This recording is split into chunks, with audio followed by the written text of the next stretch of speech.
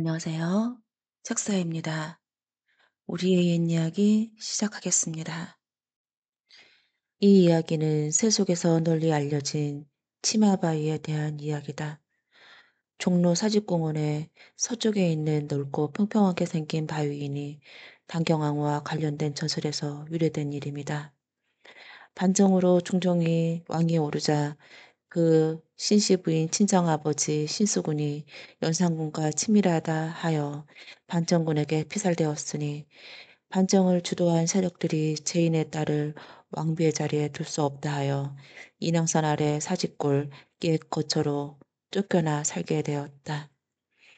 부인을 잊을 수 없던 중종은 괭의르에 올라 인왕산 글씨를 바라보곤 했는데 이 말을 전해 들은 신씨 부인이 종을 시켜 자기가 입던 붉은 치마를 경회루가 내다보이는 바위에 걸쳐놓게 되었다. 이 일로 사람들이 치마바위라 불렀다고 했는데 일설에는 옥인동에 있는 인왕산 중턱 병풍바위 앞에 우뚝 솟은 바위를 치마바위라고도 한다. 이야기를 풀어보도록 하겠다. 중종이 즉위한 이튿날 영의정 류순이 우의정 김수동을 위시하여 유지강, 박원종, 류순정, 성희연 등과 같은 공신과 6조 3판 이상의 관리들을 거느리고 아뢰기를 의거할 때 먼저 신수군을 죽인 것은 큰일을 이루기 위해서입니다. 지금 수군의 딸이 궁중에 들어와 있는데 만일 왕비로 정한다면 인심이 위태롭고 의심할 것이며 인심이 위태롭고 의심하면 종묘사직이 관계되었으니 은정을 끊어 내보내십시오. 라고 주청하니 종교하기를 아뢰니를 매우 당연하나 조강지처를 어찌하겠는가 라고 하였다. 이에 다시 아뢰기를 신들도 이미 헤아른 것이나 종묘사직의 큰일에 대해 어찌하겠습니까? 빨리 결단하고 지체하지 마소서 하니 이에 정교하기를 종묘사직의 지중인데 어찌 사사로운 정을 얽매게 있느냐 마땅히 중의로 따르겠다 하였는지라. 그날 밤 신신은 하성이 정현조의 집으로 나가 머물다가 그 거처를 중궁동으로 옮겼다 하였다. 여기서 신씨 부인의 책병 여부를 따져보자면 긴박했던 시국 상황에서 체폭 절차까지 갖추지 못했으면 당연한 일이었다.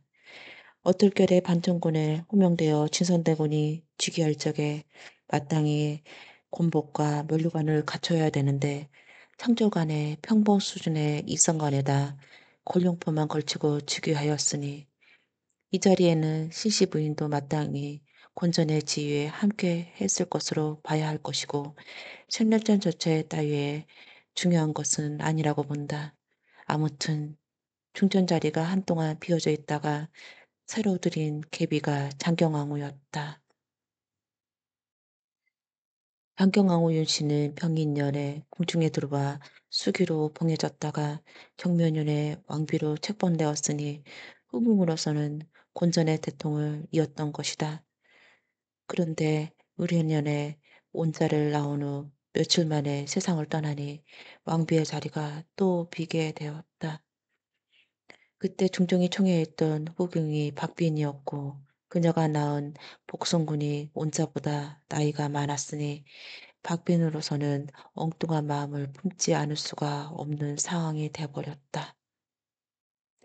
이런 시국을 감지한 선비들에겐 또 하나의 걱정거리가 생겼는데 이때 순장군수 김정과 담양부사 박상이 상의하기를 온자는 강보 속에 있는데 박수기가 후궁에서 총애를 받고 있고 게다가 아들이 있어 만약 순종 때 비를 패하고 차순대비가 후궁으로서 중전 자리를 오른 전례를 쫓아 박수기를 정비로 책복한다면 온자의 처지가 곤란하게 될 것이니 신씨를 복위시켜 무고하게 쫓겨난 것을 서론하고 동시에 첩을 아내를 삼을 수 없는 의리를 밝힘으로써 은혜를 온전하게 하고 후궁을 노리는 것을 막는 것이 낫겠다 하였다.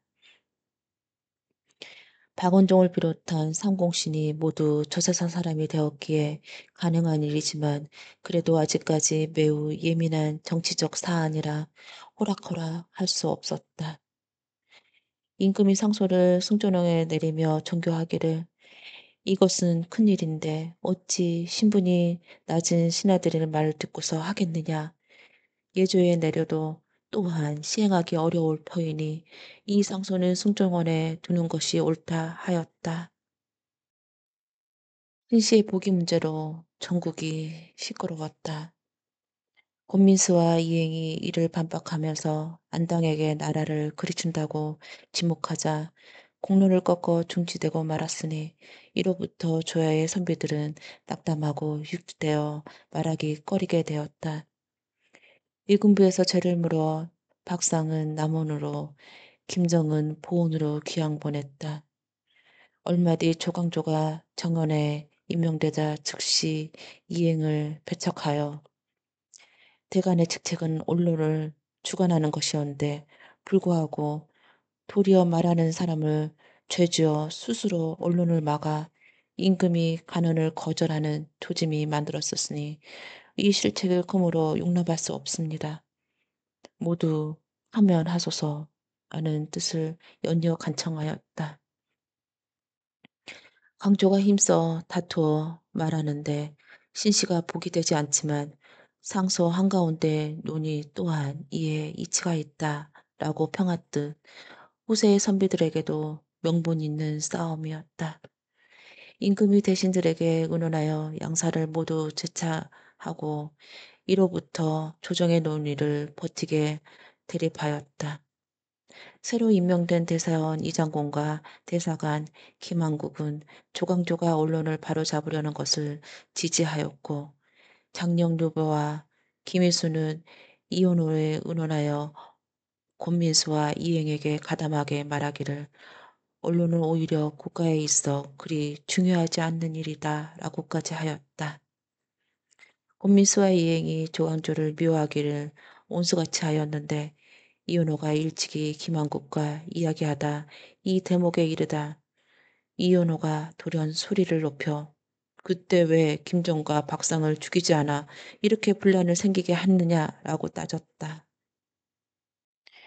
이런 문제들이 조정의 의논을 처음부터 일치하지 않아 마침내 김효년의 화를 불러들이게 됐으니 이 대목을 춘추편에서는 신씨가 아무리 죄리 없이 폐입이 되었다 하더라도 포기하게 된다면 어찌 장애가 없겠는가. 이 일로 조정에 맞서고 다투어 불화가 단서가 되었으니 난곤의 관계로 김효년의 화를 가져왔으니 참으로 애석하다.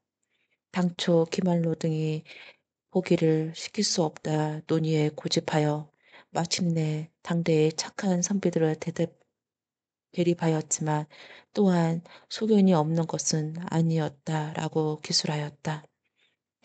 모진 세월을 견디던 신씨 부인이 명종 정사년 1557년에 생을 마감하였다.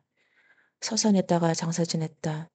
조정에서는 장사년 관목에 내려 1등의 예로 장사를 지냈고 새끼의 상식을 오리게 했다. 또 선비가 원한 대로 조카 신사원에게 제사를 받들게 하였다. 현종 임자년에 이조참이 이단하의 상소로 신씨의 본손을 집으로 옮겼고 숙종부인의 신규가 신비의 위호를 회복시켜 달라는 장문의 소를 올렸다.